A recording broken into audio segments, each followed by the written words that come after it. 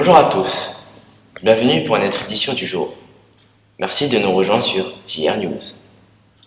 Dans le cadre des dispositifs Masterclass, les élèves du projet Jean-Renoir Roussy ont été invités à l'auditorium de Bobigny, où ils ont pu assister à une conférence mêlée de scénettes sur le thème de la discrimination.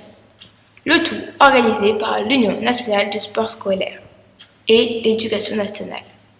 Cette opération a pour but de sensibiliser petits et grands à ce fléau qui persiste encore dans nos sociétés et notamment à l'école. Différents acteurs se sont mobilisés, dont notamment Gladys Epang, double championne du monde de taekwondo, et Sarah Orano, vice-championne olympique de boxe. Afin de rendre la conférence plus interactive, les comédiens se sont mêlés à des élèves d'un collège de Montreuil. Puis la journée s'est conclue par un film intitulé La couleur de la victoire, film de l'athlète Jesse Owens. Le mercredi 21 mars, l'UNSS a organisé une masterclass à l'auditorium de Bobigny. Collégiens, lycéens, enseignants, sportifs professionnels sont réunis lors de cet événement qui sensibilise à toutes les formes de discrimination. Alors ces journées de masterclass portent toutes sur le même thème, agir ensemble, dans le respect et la prise en compte des différences. L'objectif évidemment c'est d'apaiser le climat scolaire et de faire en sorte que vous viviez mieux à l'école, que vous viviez mieux d'ailleurs d'une manière générale. Toi tu vas dire oui mais je comprends tout ça. Moi je vois dans le prix me laisse en vous. Tiens, ça coûte cher à Leclerc. Ça c'est important. Durant la matinée, en sous-sol, nous assistons aux dernières répétitions entre acteurs et jeunes collégiens de Montreuil. Non, je ne te demande pas de parler anglais, je te demande de parler. Chaque scénette illustre des épisodes de notre vie quotidienne, épisodes qui passent pour le plus souvent inaperçus. Ouais, qu'est-ce que tu fais? Tu te maquilles ici? En fin de matinée, ils répètent une dernière fois sur scène. C'est rien, j'ai jamais vu une chinoise se maquiller.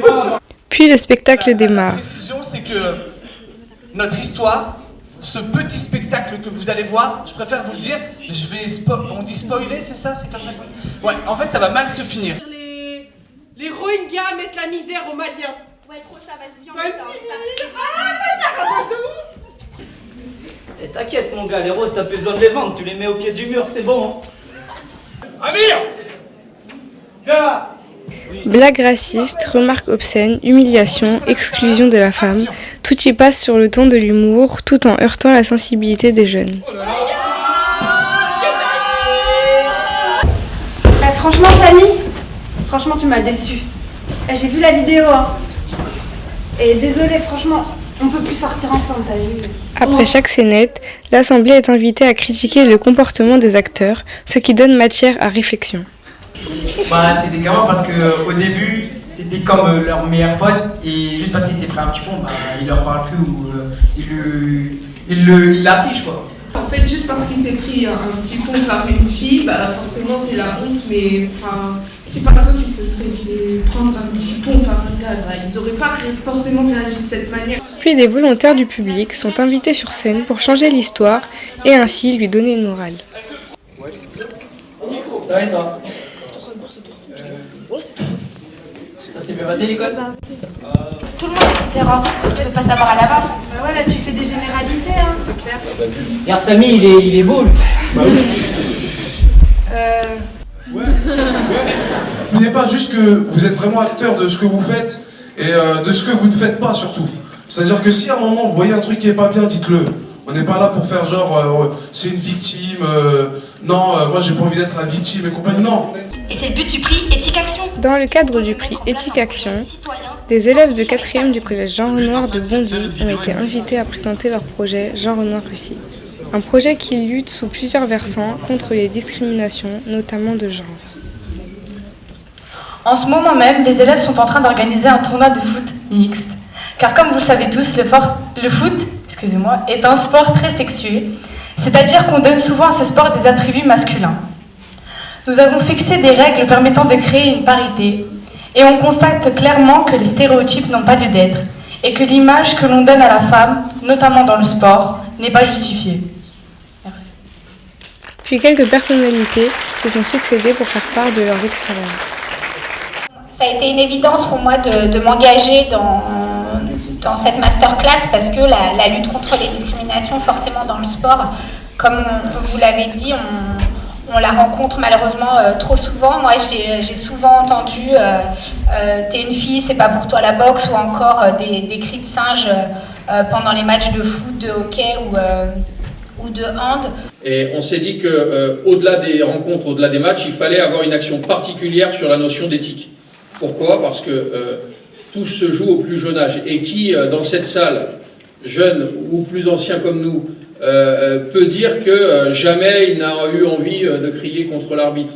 Veux-tu gagner une médaille d'or ? Bien sûr. Tu l'as gagnée à Berlin ? L'après-midi s'est conclu par le film La couleur de la victoire, liant olympisme et discrimination. Pays. Wow. Où est-ce que vous allez comme ça ? Il sensibilise l'opinion publique à la discrimination raciale, mettant en scène le sprinter Jesse Owens.